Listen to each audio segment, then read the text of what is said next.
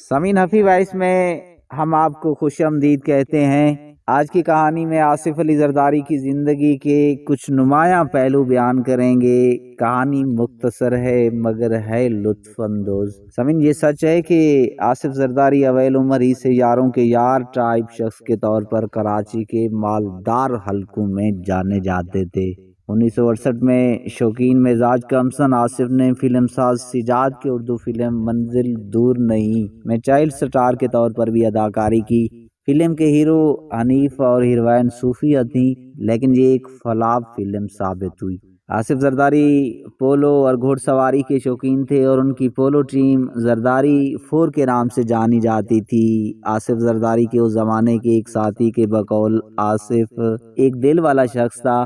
بقول اس کے کہ ایک مرتبہ کراچی کے مضافات میں ہم لوگ ہارس رائڈنگ کر رہے تھے کہ ہمارے گروہ میں شامل ایک جرمن سفارتکار کی بیٹی کا گھوڑا دلدل میں دھنس کیا۔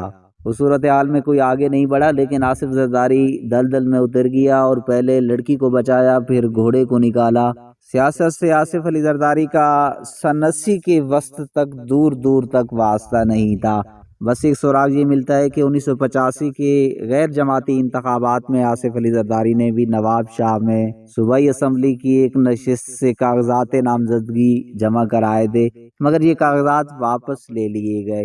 اس زمانے میں آصف علی زرداری نے وزیر اعلیٰ غوث علی شاہ کے ایک وزیر سید کوڑل شاہ کے مشورے سے کنسٹرکشن کے کاروبار میں بھی ہاتھ ڈالا، لیکن اس شعبے میں آصف زرداری صرف 2-2.5 برس ہی متحرک رہے۔ غلام اسحاق خان سے لے کر نواز شریف اور پرویز مشرف تک کی حکومتوں نے اندرون بیرون ملک میں ان الزامات، ریفرنس اور مقدمات کو آگے بڑھانے کے لیے خطیر رقم خرچ کی۔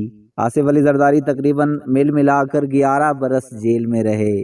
جیل میں بھی آصف زرداری مرکز توجہ رہے، کیونکہ انہوں نے قیدیوں کی فلاح و بہبود کے لیے کئی کام کیے، جن میں کھانے اور کپڑوں کی تقسیم اور نادار قیدیوں کی ضمانت کے لیے رقم کا بندوبست بھی شامل رہا۔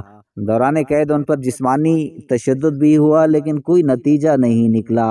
قید کے دوران انہیں شوگر اور کمر کے درد کی شکایت بھی پیدا ہوئی۔ 2005 میں آصف زرداری بیرون ملک چلے گئے اور سیاست سے الگ تھلگ خود کو دبئی اور نیو یارک تک محدود کر لیا۔ جب پرویز مشرف اور میر نذیر بھٹو کے مابین امریکہ، برطانیہ اور بعض بااثر دوستوں کی کوشش سے مصالحت کا آغاز ہوا، اس کے بعد سے ان کے اور آصف زرداری کے خلاف عدالتی تعاقب سست پڑنے لگا۔ کوئی ایک مقدمہ بھی ہو یا تو ثابت نہیں ہو سکا یا واپس لے لیا گیا، یا حکومت مزید پیروی سے دستبردار ہو گئی تھی۔ بے نظیر بھٹو صحبت شادی سے قبل آصف علی زرداری پر شاید کوئی مقدمہ نہیں تھا۔ ان کی ذات پر الزامات اور مقدمات کا آغاز شادی کے بعد ہوا۔ سمین بے نظیر بھٹو کی پہلی اور دوسری حکومت ناکام کیوں ہوئی؟ اس کی کئی وجوہات ہیں۔ ایک تاثر یہ بھی رہا کہ آصف علی زرداری کی معاملات حکومت میں غیر ضروری موجودگی اور مداخلت رہتی تھی، جیسا کہ سرکاری میٹنگز میں آصف علی زرداری کو موجود ہونا۔